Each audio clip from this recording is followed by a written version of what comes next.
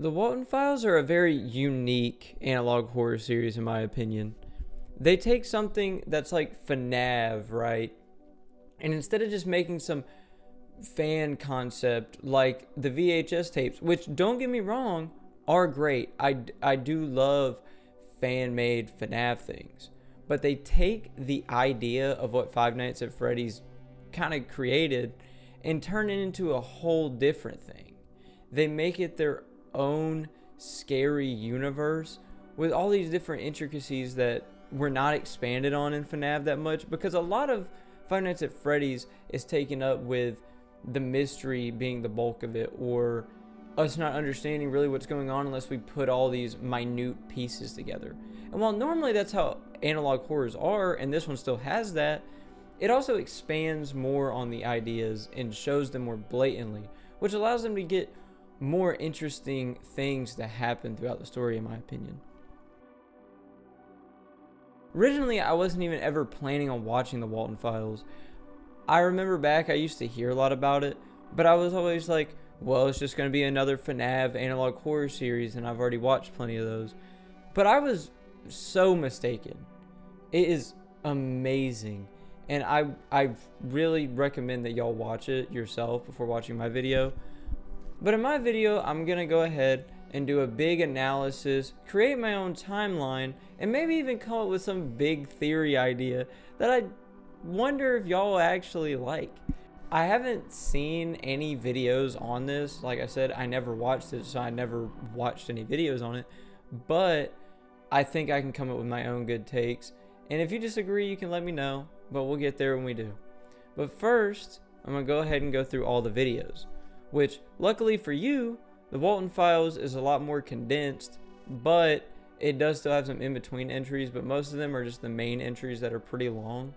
So I'll go ahead and start us off with the first one. The Walten Files 1 is the company introduction. At first we see this creepy black and white video, and Bond's Burgers is the association showing us the tape. We're some kind of technical support person, and this is like the training video, you know, that you get at every job, or not every job, but you know, some, you know. And there's creepy imagery that shows Bond and some other guy we don't know just yet, but we soon see is one of the owners. We also see another bunny who's purple, and they're singing about a dog for some reason. And we also hear a creepy pig squeal for Old MacDonald, which is just more unnerving than anything. But all these people end up being revealed to be the showstoppers. The blue bunny is Bond, the sheep is Shaw, the guy is Boozoo, and the purple bunny is Banny. Like I said, they're the showstoppers, and this is like a company video just showing who they are and how they work. But clearly what most of this video actually is telling us how we're a facility caretaker. And we learn about what we'll be doing is like repair, but it's way after all of these animatronics were actually in working conditions. We hear from the two founders, which is one of the men we saw earlier. There's Jack Walten and Felix Kranken. The voice gets kind of distorted. There's a weird screen that appears with a storage facility project. It says that in 1979, there was an accident that happened inside the 1974 Bond's Burgers location that led to all of the props and animatronics being moved inside of a bunker in the St. Juana forest. This place becomes very important later. Please keep that in mind.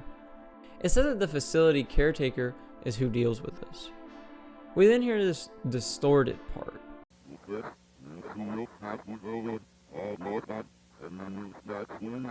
Also, the captions are kind of off here, but you can see where they'll come in, and I'll take account of them whenever they do, but there's a few instances where they just don't make any sense. Though then, we see an animation called Little Bond's Neighborhood. It talks about him having a party and inviting all the other animatronics we heard about before, but when it repeats the guest and gets to Banny, we see a black and white image of someone and everything gets distorted. This all shows their sleepover and everything, but when it gets weird, is whenever it again, at night when they all go to sleep, we see a missing poster for Jack Walten, who we already know is one of the owners. And Bond is the one that keeps interacting with them. Bond picks up a lighter when he sees this figure. We then cut to footage of a guy recording him going to the job at the facility, which is required as one of the workers under the Bunny Smiles Incorporation. He makes it there, but you can already tell his breathing is really off.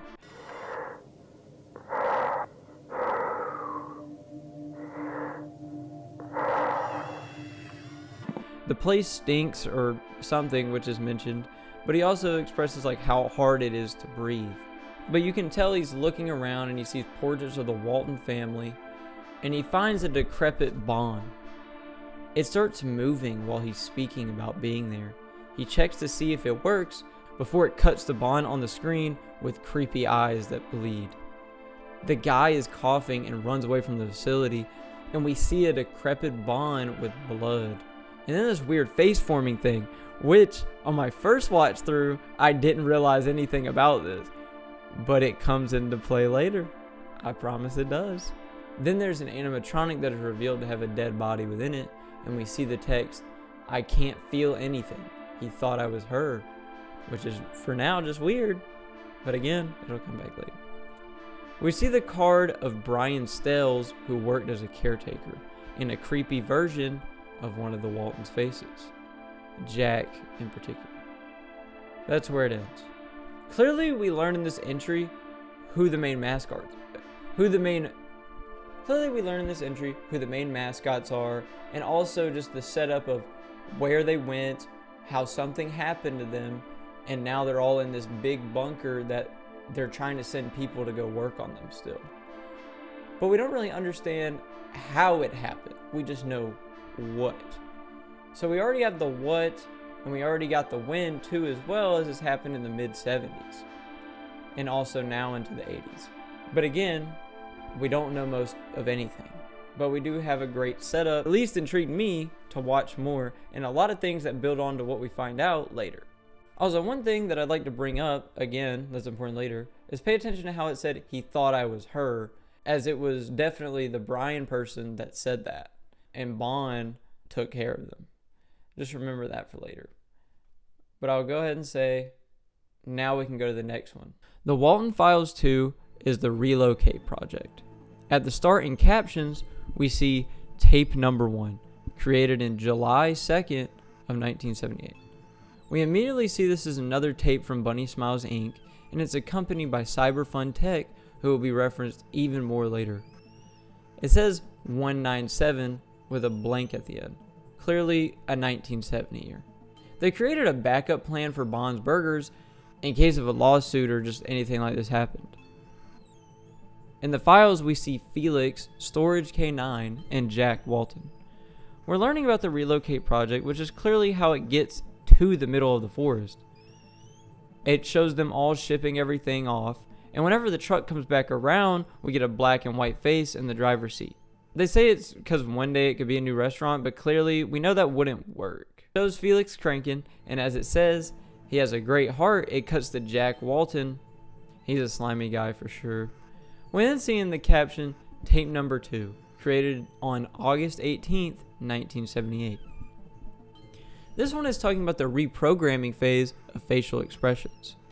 We see Banny being reprogrammed, and we see the different facial expressions, but the music starts distorting and cuts out when she's in looking for friends mode.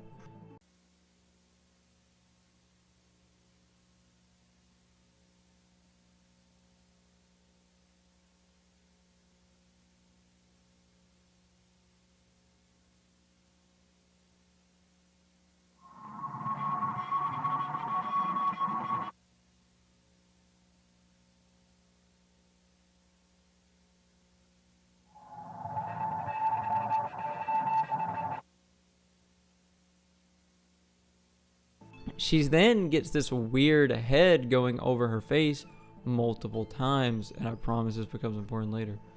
We see weird footage of Banny not being able to leave someplace where it keeps saying the rabbit needs to get out or the rabbit is starving. Things deteriorate, and it then cuts to black and white footage of rabbits with Banny overlaid on top.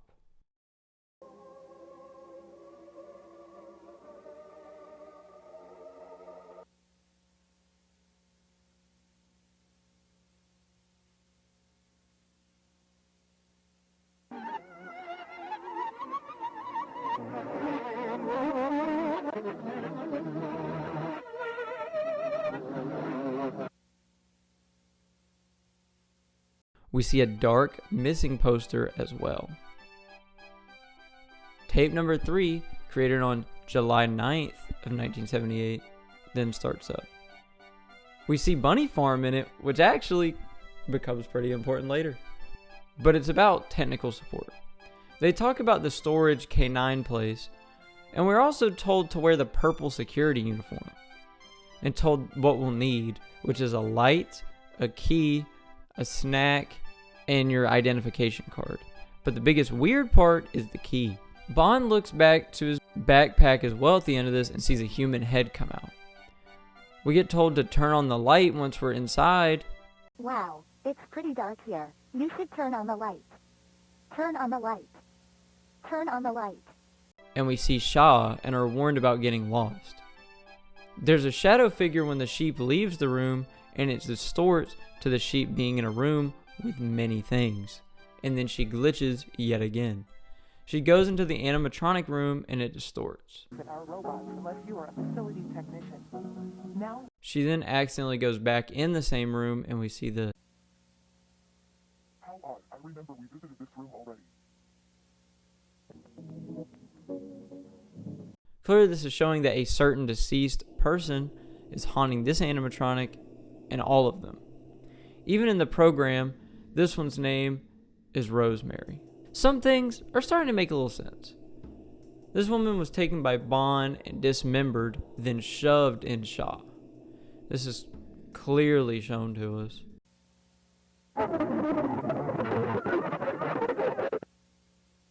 when she woke up, she looked beautiful.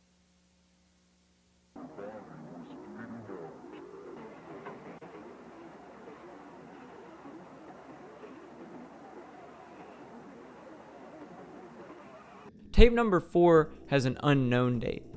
It says in the video, though, it was recorded July 1978 from the 12th to the 14th.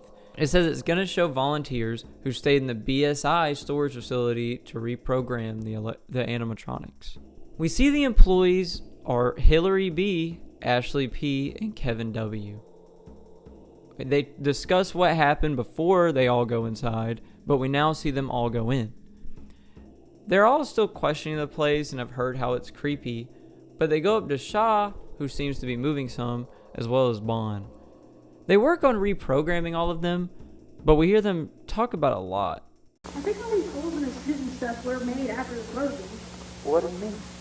When the place closed down, Summerfun Tech, the company who created the robots, had to revise them after noticing a good amount of irregularities in them. And they give up on it for that night. They even end up sleeping there. They realize they have some random key though, and they don't know what it's to. They say they couldn't reprogram them yet due to not good enough equipment and parts being in the way. I really wonder what that could be. The girl who questioned the key earlier though is now wandering with it, and the key leads to the back doors, and the place ends up being humongous. Like it ends up being so big, and they find this. There are a ton of empty rooms with boring stuff. I came across this door, which was open. Kinda weird.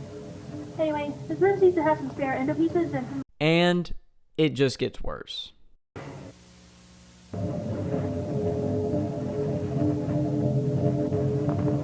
Well, this is bizarre. I can't really tell if this buddy is a robot or a puppet, but why is it hanging on the wall? And then, even worse. This is the last door. I've never seen this clown thing before. It's really, there's absolutely no way I'm getting close to that thing. I'll probably wait till you guys see this video and come down here with me so we can take... I would have been out of there like 10 million years ago. I don't even know how they just casually do this. They even find this weird cassette tape to put in the creepy clown animatronic. and it sings some creepy happy birthday song before saying the names Jack, Charles, Rosemary, Susan, and Sophie, which Rosemary and Jack we've already heard about are so clearly people that have gone missing related to Bond. Then, when the girl starts crying and runs away as she's creeped out, she's caught by Bond. We then see the image from earlier with the girl getting her face distorted as she passed. And then we see the clown again, and as Bond takes off his face, we see a dead body, which is definitely Ashley's. We see a flash of text that references the making them beautiful thing again. There's clearly something possessing Bond, and they are killing people based on this idea. So the main ideas of this one are explaining kind of how it works, why Bond does the thing it does, but also it explains how people are getting to this facility in the first place as they're still getting employed or volunteering to go there. It also explains a lot more how deep the storage facility is and what exactly is going on here. We notice that there's a lot of animatronics that are put in the back and even hidden from the workers they send. So something is off, and there's some ulterior motive, in my opinion, that we can already blatantly see. And the weird thing is, they're sent there to work on the animatronics, but there's no reasonable way for them to do it. They get no time, which at this point in time, it would take a lot of time to fix something like that. But two, the people running this company know that it takes longer than that to work on these. To me, that's why I think something's really up, like extremely off. It's something that I will get more to later, and it's something I found in my second watch around, but I just thought about it, and a lot of it didn't make sense. Why are they keeping all this stuff here, and why are they acting like they can fix this problem when in reality they can't? We also just see how decrepit this place is, and even though it's just a storage filled with things, so many things look absolutely annihilated, even though at this point in time it had not been that long. But also again, we see what happened to Rosemary in this entry as she was put in Shaw by Bond. Bond clearly is possessed by someone and is causing more of these animatronics to get possessed by putting people's bodies in them, making them beautiful, as he said. Clearly, one thing we notice already though is Jack Walton is somebody who's creepy in this. They show the creepy smile and the weirdness of him. After describing how great of a heart Felix has, seeing Jack like that clearly showed there's some dynamic there. But I'm going to hold off on it, and we'll get there when we do. The next entry was actually, weirdly enough, a secret entry, but like a while ago, but now it's a lot easier to find. It used to have to be found by clicking on a certain channel with a video. But I'm going to go ahead and play it now, and Lucky You is the next entry. It starts up with us seeing the Bonds Burger logo, and we see opening day, June 28th, 1974. Bond is shown, and we even see the first birthday party, which was 2 days later. Then, within 2 weeks, they have the last show before closure. Within not even a month, it shuts down. Then on Halloween, we see it shut down, and the things were relocated in December of 1974. It then jumps back to June 11th, 1974, and we get this. Must be so confused about what you saw. Don't be scared, my little bunny. Answers will be given eventually, but don't try to solve this puzzle only with the pieces you have so far. This is only the beginning, for I'm going to tell you a story of broken pieces. We see how everyone passed, and we also keep hearing about Sophie's pills. And then we see the text, "Don't you see? I made them beautiful. I don't know how. I didn't even mean to, but I did. They try to talk to us through analog. They will be heard. This is their cry for help. Besides, they want us to know what happened that year. But we must be patient. Look, they are filled with life. They dance to the music. They laugh and sing along. They are beautiful.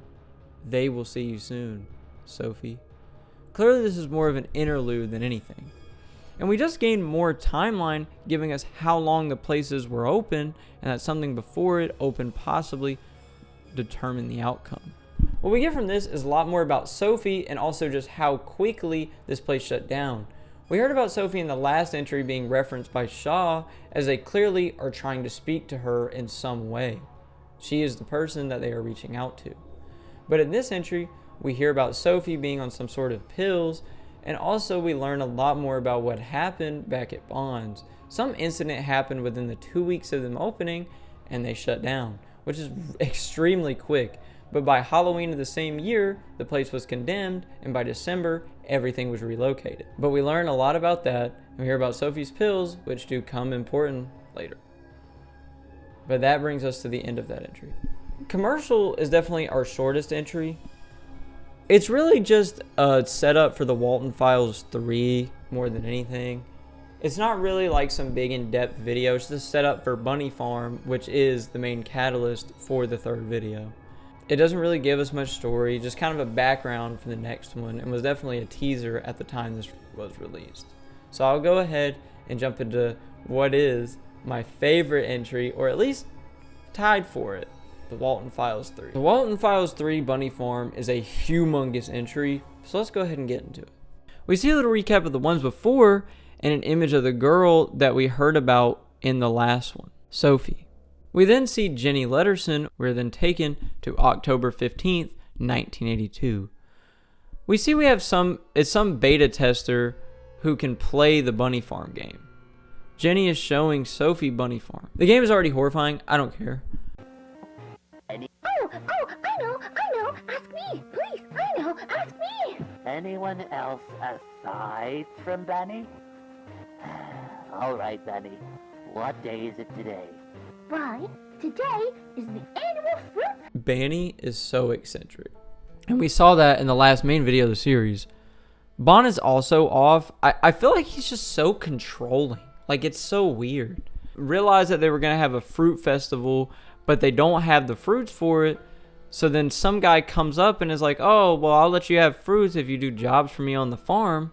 But before they start the task, we hear about something last year going wrong. And we see the clown appear and say, Billy, which makes Banny respond saying, what? And then they just ignore it. We then start actually seeing the gameplay after this.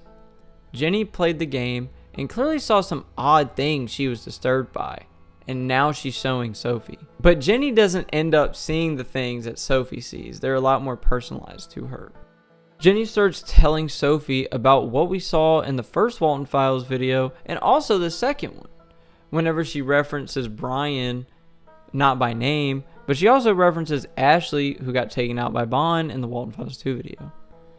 Sophie is clearly already getting bothered by this, and we see them play more of the game. And she eventually goes to the creepy clown for his game. It's weird because we heard about how Sophie went missing before, but I want to go ahead and address this now. I'm somebody with the kind of belief that I think this plot line got ditched, and you'll see why later, because it doesn't really add up. But it's there. Maybe it comes up. But for now, I'm going to go ahead and say I think it might just not be in the story anymore. But everything that's happening, Sophie says, seems familiar, or in some way she remembers it. The game is very glitchy, and we see a weird image of the clown from the last video. The game is some kind of puzzle game as well. When Bond leaves the room, it goes to another level, and the clown starts going to the back room area in the game. Then the game like super bricks. I would be done playing it at this point. And we're in some weird frog area with a creepy purple background. The frog machine then activates, and it's some weird tic-tac-toe machine or something. I don't know. Sophie plays tic-tac-toe with it and wins. The clown leaves and comes back with a gift above its head.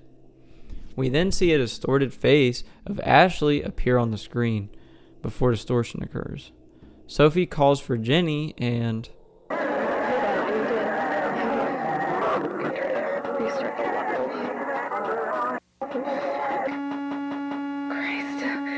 Never mind. So clearly what we can already start saying is after that, there's something really up with these animatronics, even in the game. There's someone trying to reach out to her, and these blue gifts are that. But we're going to find out more. We then come back to another night of Sophie playing, which, by the way, I've played horror games, right? I've played a lot of horror games, even at night, right? Like I've, plenty, and I don't get scared. I'm not somebody who gets scared of that kind of thing. But playing this in some creepy like arcade place in the middle of the night with all these glitches happening by myself, hell no. I'm sorry, I'm out. I'm not doing it. It's ridiculous to me. But anyway, we then come back to another day of Sophie playing, and she tells Jenny how she feels like she was told a message, just like I said. What? So you think this game is haunted or something? I don't know. Time where I was playing, and there would be times which I would do certain stuff that would cause the game to glitch and display some bizarre visuals and stuff. Anyways, it's getting very late. The game glitches as soon as she starts because her file got corrupted, but she decides to play through it anyway. She then walks around till she goes to Banny's game at Hippo's house. It's a game where they help some horse girl with feeding pigs.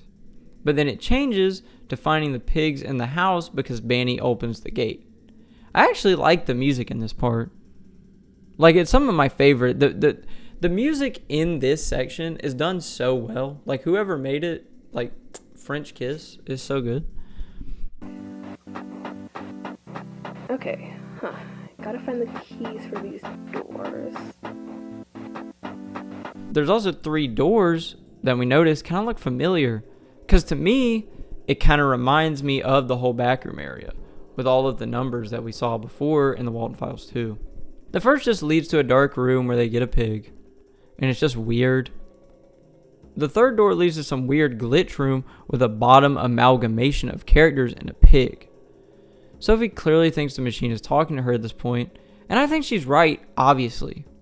We get a creepy face before hearing about Susan Woodings, which obviously was a victim of Walten, and also I can go ahead and partially say, because we kind of know at this point, is related to Banny somehow. But I want to hold off on most of these things, so that's why I'm not just blatantly saying them now.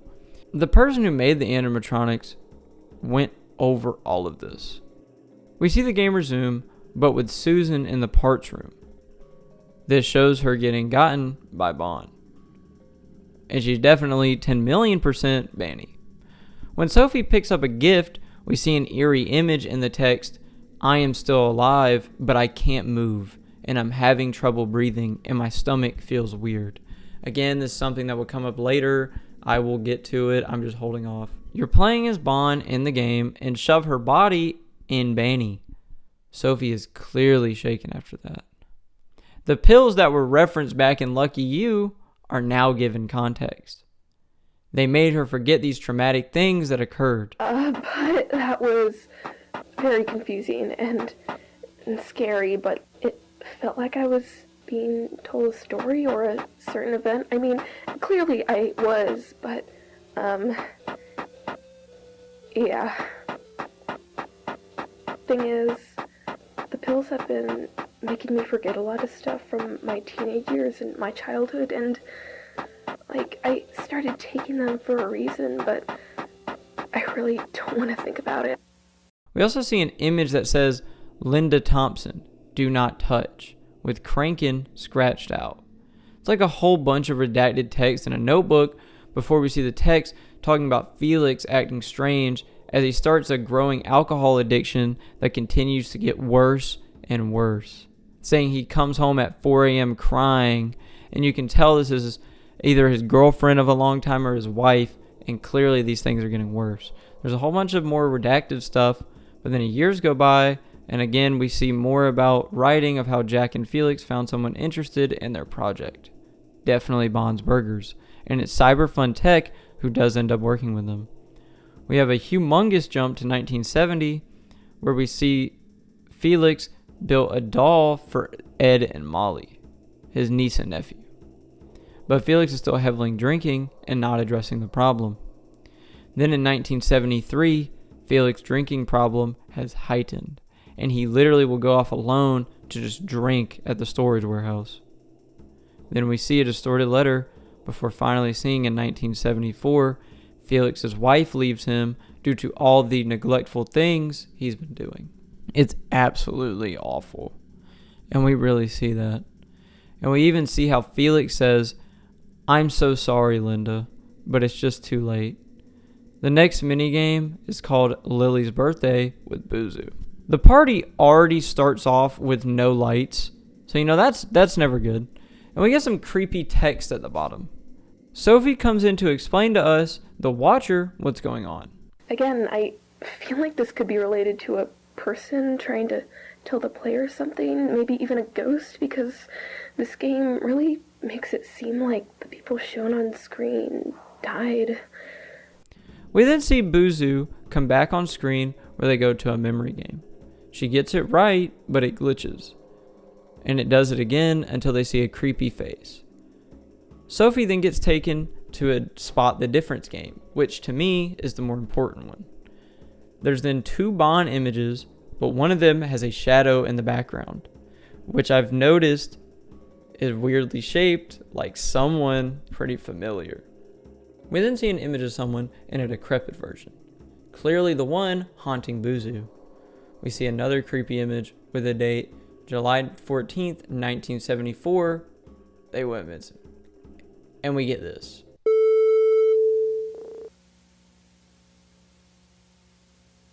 This could be Charles.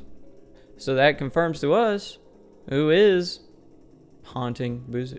She then goes to Shaw's game, but it's a creepy hellscape in my opinion. We see the withered Bond and they play hide and seek.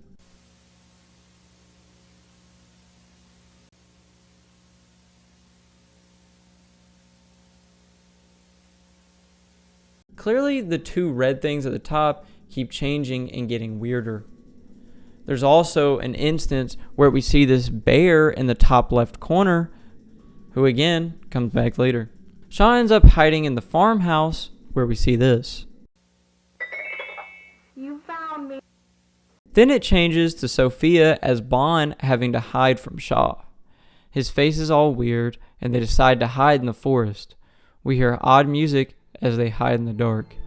And we see decrepit Shaw come through. She then literally says, "Am I still beautiful to you, Sophie?" I know you. Found you.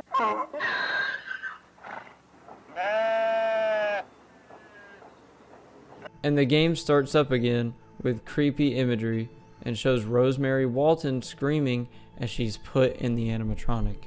Also throughout this video we notice that there's also more missing posters popping up through the main area of the game and the music is deteriorating. We then are taken to the creepy well with eyes that we kept seeing before.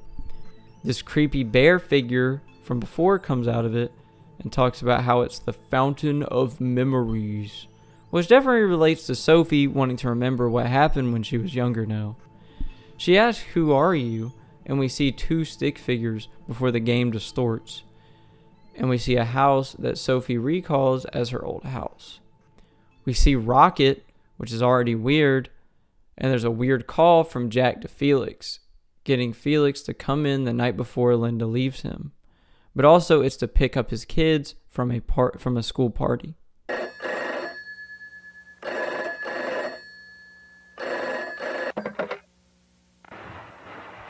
Hello? Felix. Jack, what is it? Listen, I was wondering if you could do me and Rose a small favor tonight. I don't know, Jack. Today's been it's about and Molly. They have a school event tonight, a school party, and they have no one to pick them up. I need to stay at the workshop to finish the paperwork, and Rosie's taking Sophie to the dentist. We were wondering if you could pick them up for the event and take them home later. Tonight? Yeah, if it's possible, of course. Sure, I can do that. Really? The spirits are now blatantly talking to Sophie. Her pills had helped her block it out, but it's all coming back now. She picks up a gift referencing a spring party in 1974. There's distorted crying as two red figures come on screen. We see a bedroom with two people referenced before, Ed and Molly, that were given the rocket doll from Felix. It then jumps to a party where the rocket animatronic asks for Sophie to follow them. She goes through a wall and comes out as one of the red figures. Clearly one of Ed and Molly.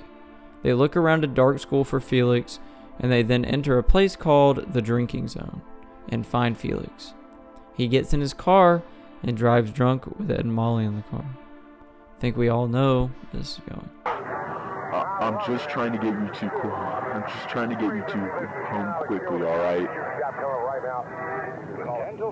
Look, I'm sorry, I'm not feeling too good right now. I really I just want to lay in the bed and go to sleep. It's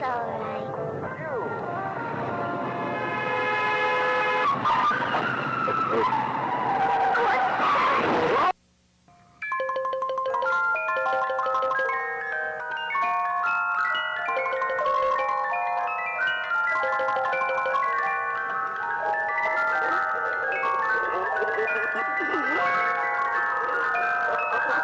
Felix drove drunk and caused the death of his niece and nephew. And it also happened to be on the same night he lost his wife. He even buried them out in the woods, and both of their spirits went in the rocket. Which is honestly awful. Jack is obviously mad because his children died because of Felix, but he doesn't know that because Felix won't admit what happened. They're both awful humans, but I also think Jack caused a lot of this. That's why I think this bear is important, and it's also because I think possibly that this bear is someone else that we know.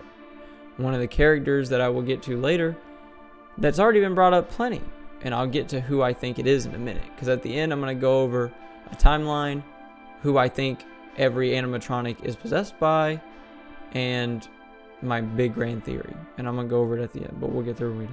But the bear comes back, and it references another thing Sophie forgot.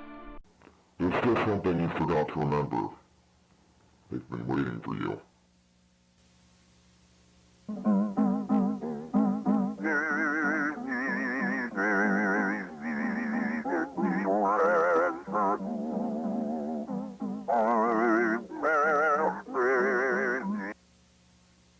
She interacts with multiple of them before the withered Bond comes up covered in blood. And we see Rocket yet again. And with that it ends. Bunny Farm is honestly up there with Mandela Catalog Volume 4 for one of the best horror web series episodes, or analog horror webisodes, whatever you want to call them, ever in my opinion. It's so well done.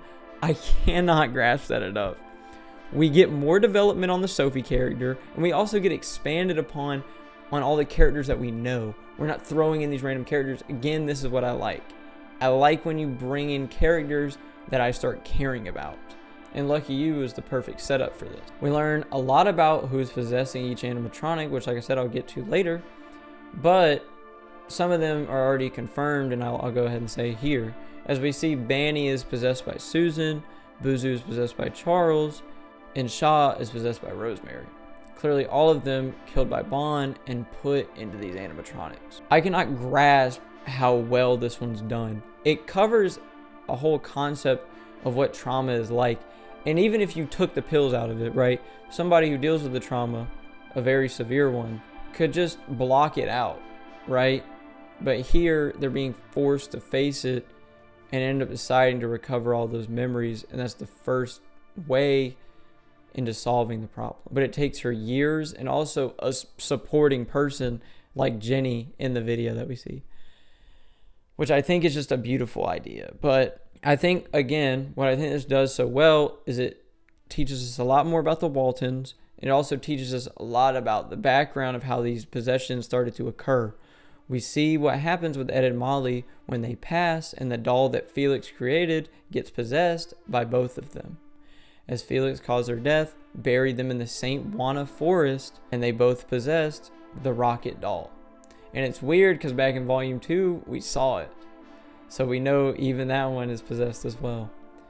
Clearly, this shows us how it works and how spirits can merge together to stay to a vessel and be stuck, not allowed to go into the full afterlife.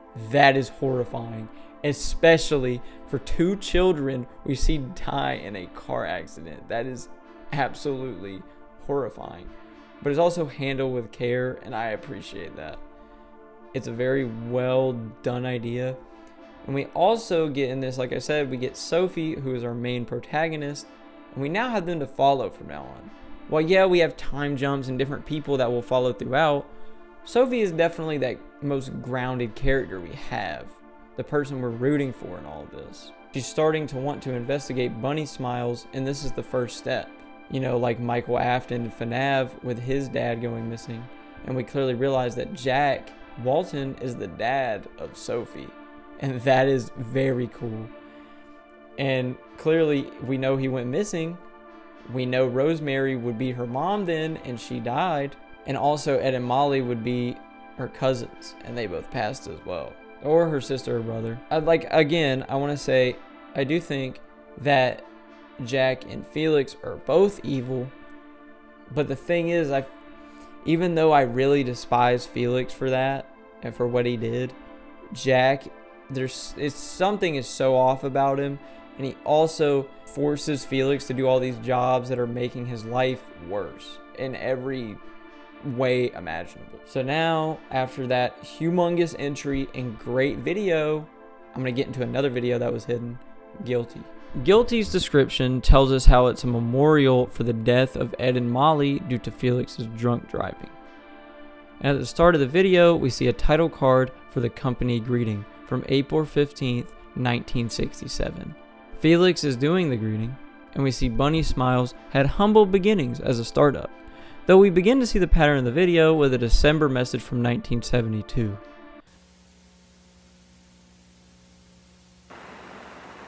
Greetings, Felix here. I really just wanted to give all of you dedicated BSI employees a small farewell message. I hope you all have a very Merry Christmas and a wonderful New Year's Eve. I hope to see all of you in a few months. It's crazy how far we've made it. Just everything, really. The Cyberfund tech deal, the Bonds Burgers project, it's incredible. I never thought we would have made it far, and I'm proud of all of us. Y'all should feel proud too, and I'm very much looking forward to seeing all of you next year. It's weird how he said I, for sure. We then have a redacted title card with a date after the car crash. This is such a disturbing message of all of Felix's guilt coming out.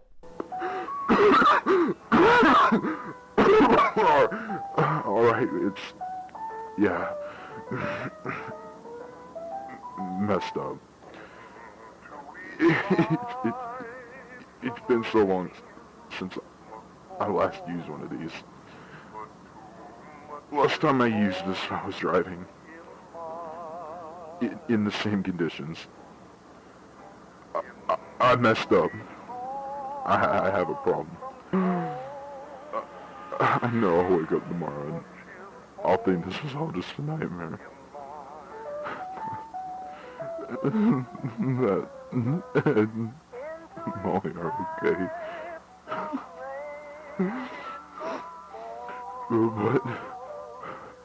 And we of course get reminded of how when he buried them, it was near the storage compound that gets created, which starts building one of my greater theories for later. But I'll hold off on most of it. The footage is cut off by Rocket, who Ed and Molly both possessed. And that's where it ends with a fade to black. Well, this is a shorter entry. It gives us a lot more into the mind of Felix. And it also gives me more ideas as to why I think the storage place was even created or why people are still being sent there. Again, I want to save it for later. Same with the possessions and how they tie in. I want to save it for later. But I promise if you hold off, you'll see. And Felix is completely different after this, obviously. He lost his whole family pretty much, and also ruined his friend's life. He's ruined his own. So now he's the most alone he can be. There's also 2 videos that come after this that I'm not going to cover in this because they're not part of the canon, but I would recommend you watch them. And these are Boozoo's Ghost and The Mysterious House. The Mysterious House is a Halloween special, and again, I seriously recommend you watch them yourself, but I'm going to be not going over it for this video, and it has different variants of the animatronics. Same with Boozoo's Ghost, which is a Christmas special, and it shows like all these different variations of the animatronics again, but Christmas kind of ghost theme. So I'd recommend you watch them, but again, I'm not going to cover them because they're not in the canon, but they are pretty cool. The next major entry, which is the final entry that we have up to this point. The Walten Files 4 Cyber Fun Tech is another huge video, but I'm so excited to jump into it. So let's go ahead. It immediately starts with these balloons in frame and a showing of the spring event before Ed and Molly pass. We see them walking around after finding Rocket. I just have to say how great the animation and art is here. Just like, wow. Like, I didn't say it enough already, but the creator deserves so much praise. They did such a great job. It shows the moment where they find Felix, but when they walk towards him, it all goes white. And I believe this implies that he's what sent them to this purgatory or afterlife, of course, as we learned. We then cut to a Cyber Fun Tech video, which is all cheery before becoming creepy for a minute. We see the tape has 4 videos: a Bond's Burgers promo, Cyber Fun programming demo, Shaw joint movement, and BSI cleaning procedure. We start out with the promo, which shows Charles writing about how he got hired. And then the promo starts up and gets distorted when it goes to Buzu and Banny, each having odd imagery. Then we even see Shaw have weird imagery as well. Each has some weird segment that is like a smaller version of them in flowers, which I believe implies their death. Shaw's, though, glitches into a whole other room in the building before coming back and going to Bond. It cuts to forest imagery with a red redacted type of thing, and also a cut to a white screen with a distorted face. It kind of looks familiar, but I'll hold off on what I think it's getting at. It then goes on to an animatronic head moving, and we hear from a Cyber Fun Tech person. Well, isn't it? This is one of the first mech models built by Cyber Fun Tech to bring the magic of Bond's Burgers to life. We see the distorted face again as well, and we see their concept design before being taken to the art department. And even hear about how Rosemary Walten was the wife of Jack and she created the Showstoppers designs. We see her face come back up, distorted, before being taken to the animatronics again. We get taken to Susan Wooding, who from before was, who becomes deceased by Bond and put in Banny. They show a parts and services-esque room on camera. And we also have a weird screen where we can see a text that is flipped upside down. If you turn it around, you can see it's a message from Cyber Fun Tech to Mr. Kranken. He's going over how the animatronics are acting normal, but they're sending someone to check on them. This was definitely Susan. We get a blue screen with some distorted face. We also get taken to another part of the video describing the animatronics from Susan Wooding. We even see more concept drawings and notes from them. We then get explained how the console works, and guess who we hear Susan talking to? Yeah, don't worry, it's working. First we need to... Is the console on? Yes, Charles, I just told you. It explains how Banny's console works, and this also explains how she acts. It shows how the animatronics have facial tracking so they can recognize humans. They explain how the animatronics have a weird thing going on with face tracking, but they did a test with Sophie. They also mentioned before this how Felix has a serious drinking addiction, as if we didn't know. But once Shaw reaches them, they turn blue, and the screen goes to white. It shows a whole bunch of facial expressions before changing to Susan Woodings and Charles Brooke. I think this means the animatronic logs them into some database, but it also shows how they determine a face. Then get some weird cut to a distorted section, and we hear them discuss how Felix definitely got the kids killed, or is the reason that they're missing, and Jack hasn't been around for a while. Even though they go in another room, one of the non-active animatronics starts moving, and the most pivotal thing we see is the blue overlay over Banny and Buzu, which again relates to that Charles and Susan are the ones possessing each respectively. It generates a face and says, "There's no faces found." It goes back to one of the segments from before, and we see the white face that flipped upside down earlier go into Bond, and then flips upright. And then the screen starts blinking white before we see a familiar face appear before a flash on screen. Susan looks around and goes up to Bond. But when they do, they see Rocket in a chest. They then realize Bond is standing up, and they are mutilated by Bond. We then literally see Susan dragged away to, I can only presume, be put in Banny. Then we cut to Jack arriving at Felix's house, but Felix won't open the door. And we see TV static in the woods where Felix was, and the Rocket animatronic. It shows Felix walking out of the woods with Rocket in one of the kids' bags. He throws the bag in the water before nearly deciding to end his own life. But he sits down instead before TV static comes back. Clearly he didn't throw Rocket in the water as they come back, and we get taken to May 5th where Felix makes another audio diary. He ended up keeping Rocket, and everything is eating away at him. You can creepily see the kids in the window behind Rocket. There's knocking at Felix's door, and it sounds like one of the kids, but it's just the Rocket doll. Their spirits are haunting him. We jump to July 1st, a little after Bond's opened, and we can see Bond putting the Banny head on someone.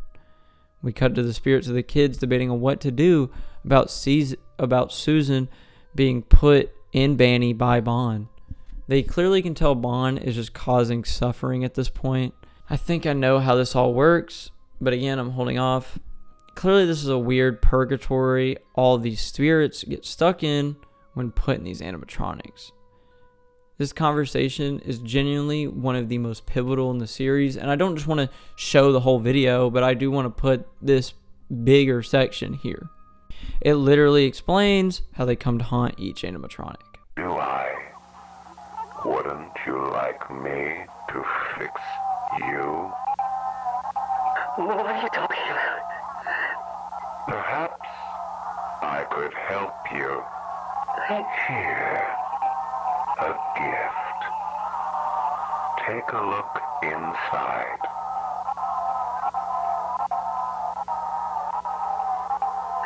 I don't understand. That is the new you. A wonderful gift that will eventually become your new body. Choice do you have? A spirit can't survive without being tethered to a vessel. This entry covered so much ground and really thoroughly explained to us so much. I'll go ahead and get to my main theory section before covering them though.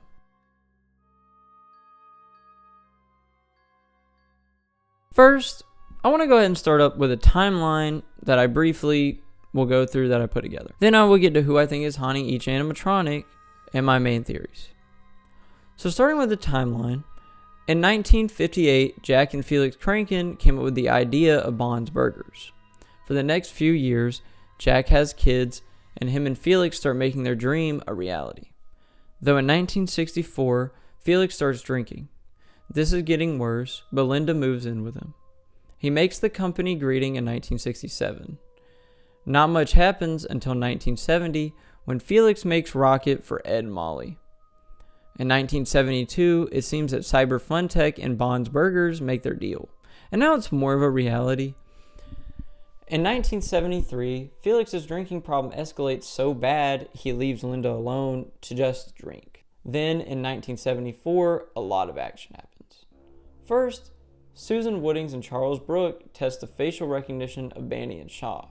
During the Shaw one, though, they realize Felix should have been there but didn't show up. Once May rolls around, the spring event occurs, and Felix has to bring Ed and Molly home for Jack. He's drunk, and on the way home, they get into an accident. The kids pass, but their souls go into Rocket. Felix is left being haunted by the kids after burying them in the St. Juana forest. He goes back and throws the evidence in the water, and eventually admits to drunk driving. But he says the kids went missing, not that they died. Also, Jack shows up to Felix's house begging for an answer on what happened to them before the police report. The kids start haunting Felix and Rocket around his house. Susan and Charles think Felix is lying after this, though what's more interesting is there's a delay in when Bond's Burgers was open in June. And also before it opens, Jack goes missing. By June 27th, the day before the place opens, Bond is malfunctioning. On June 30th, Bond takes out Susan Woodings while Susan is doing maintenance on him. This is pretty close to when the place actually opened to the public. Once July 1st comes around, Banny starts malfunctioning due to Susan being stuffed inside of them. The Billy animatronic is sent to the restaurant a little after people start realizing Susan is missing. Later on, in July, Bond gets Charles and stuffs him into Boozoo. Rosemary Walton on July 19th is gotten by Bond when she goes to look for her husband. She is put into Shaw.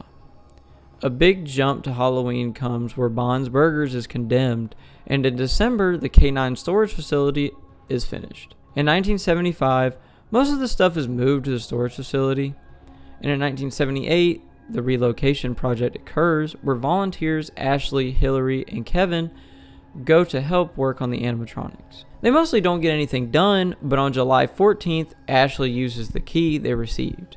It leads to locked backroom areas where eventually she finds Billy. She gets attacked by Bond and stuffed inside Billy. In 1982, Brian Stells goes to the K9 storage facility and is gotten by Bond. Then later on in the same year, Sophie Walton is shown Bunny Farm by Jenny. She starts remembering her past and talks with Jenny about it. Then in 1983, Bunny Smiles is completely shut down. And that's where the timeline ends to this. I know I went through it really fast, and I'm sorry if it seemed like I was just rushing through it, but that's not what I'm trying to do. It's just I wanted to build a comprehensive timeline that I could briefly go over each one so I could really get into the bulk of my analysis here. But that is, so far, our Walten Files timeline. But one thing that I've waited a while to mention is how all these videos have been uploaded by this guy named Anthony. And Anthony is somebody who's investigating the Bond's Burgers and Walten Files in present day in the story.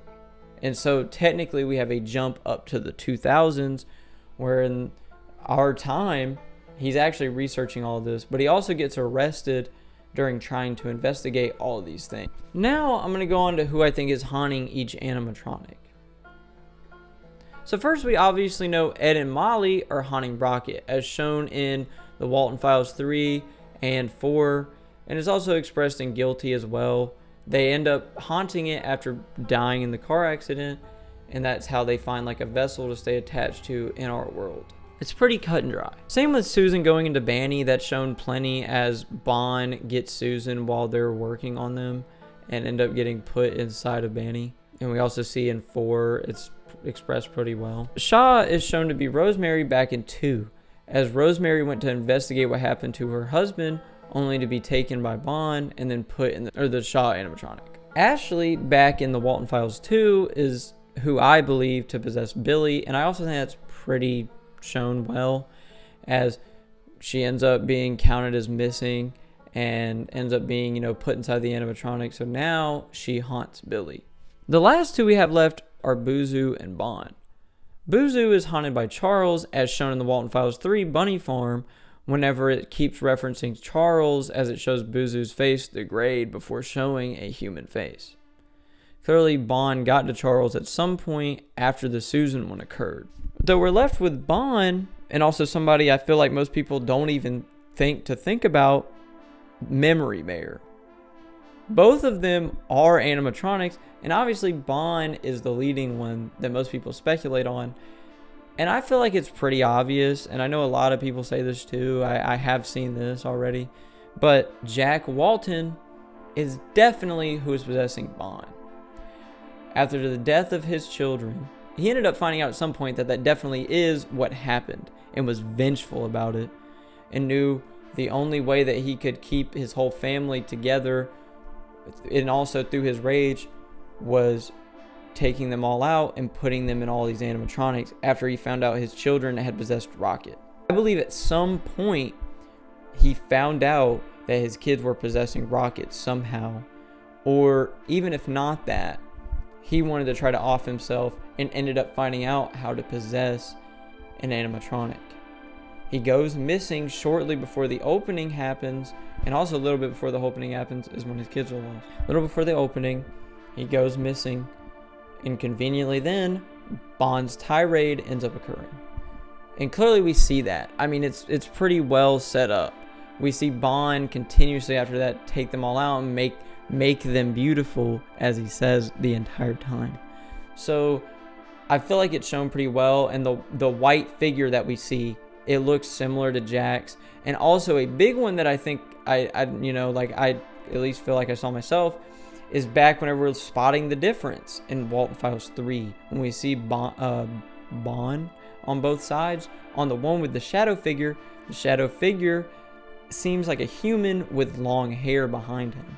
So to me, that's referencing Jack, and that's the difference. That's what changed Bond, was Jack possessing. So now I want to go ahead and go and see clearly, and I'll get to it, all of this is based on the being left in a purgatory state. But I want to go ahead and go to who I think Memory Bear is, which I noticed, at least when I looked up online, just to look around, I didn't really see many people talking about. Like, there probably was, if I looked any deeper, there was probably something pretty shallow, but I didn't see it. So I'm going to go ahead and get into my theory on Memory Bear. I feel like we never hear much about Felix post all of this happening. I mean, where does he go? We don't even hear about him, like with the whole storage thing. Like, yeah, it says, oh, they're the company leaders, but we don't even hear about him for, like amalgam of time. Like, even if it doesn't say he's explicitly missing, we never hear about him. Like, we hear like about these old messages that they sent out in the 70s, but once it gets to 82, the Felix cranking storyline is kind of over. And I started thinking about it. I'm like, who would also remember all these things? Who would have all the memories that Sophie needed to remember? Felix is probably Memory Bear. It makes the most sense. Exposing who her dad was, getting her to remember to investigate what happened to her father. It makes sense. Her father is probably the one that got her put on the pills, or she got put on the pills a little while after that by her parent or something like that, and she forgot about her dad and everything that occurred with Bunny Smiles.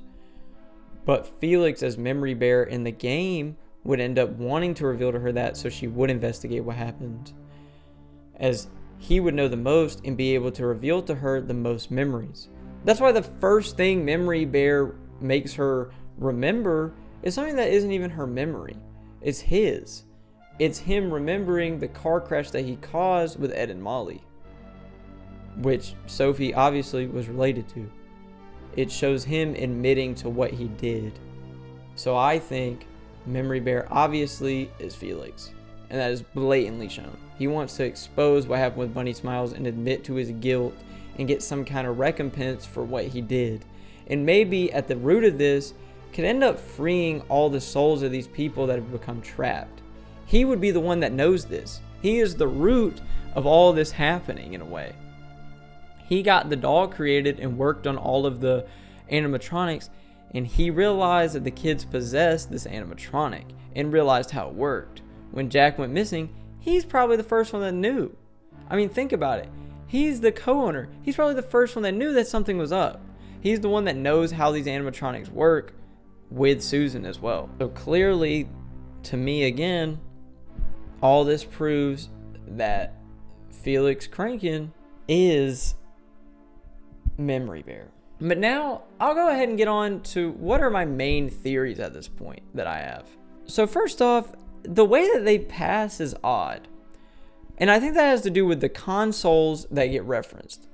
Somehow the consoles make their spirit or soul stay alive in these things. Because even though their bodies will be mutilated to incomprehensible things and to the point where they're not even recognizable, somehow their body is breathing and living, or their spirit in some way is. Somehow they get trapped in this purgatory and they're somehow breathing through the animatronic, but they can't like get their breath out. It's weird. It's this weird purgatory state, and Jack figured that out, and he's making all these people suffer with it.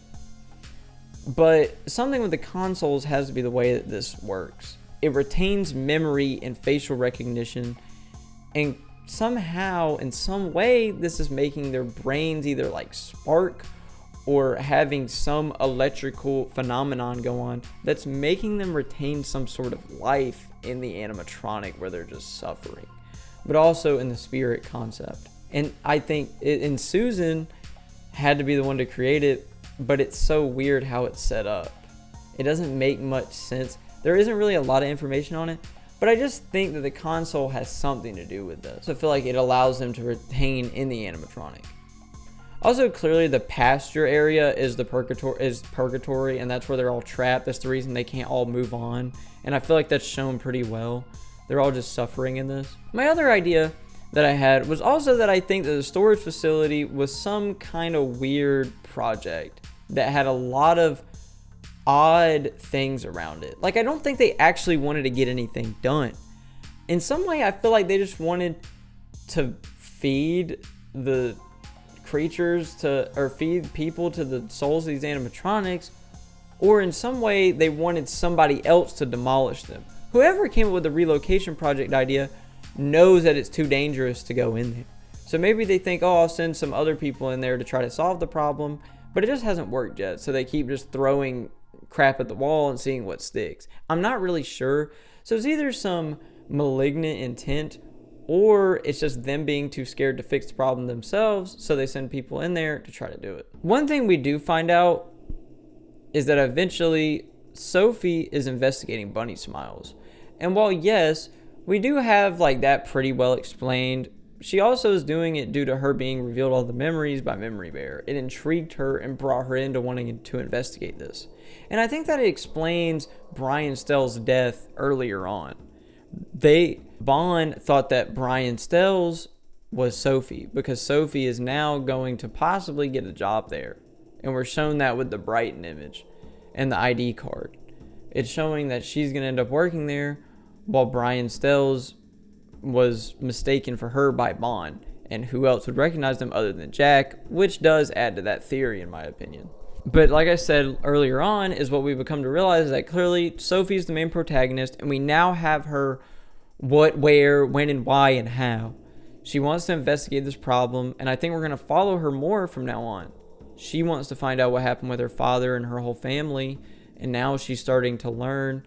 It's of course reminiscent of Michael Afton investigating what happened with his father, William Afton, at all of the Five Nights at Freddy's locations. I mean, it's pretty blatantly shown, but I enjoy that trope for this. Though, I think that's where all these theories leave us. I mean, I could ramble on more, but I mean, I would just be throwing more stuff out or just things we already know. But those are my original ideas that I had.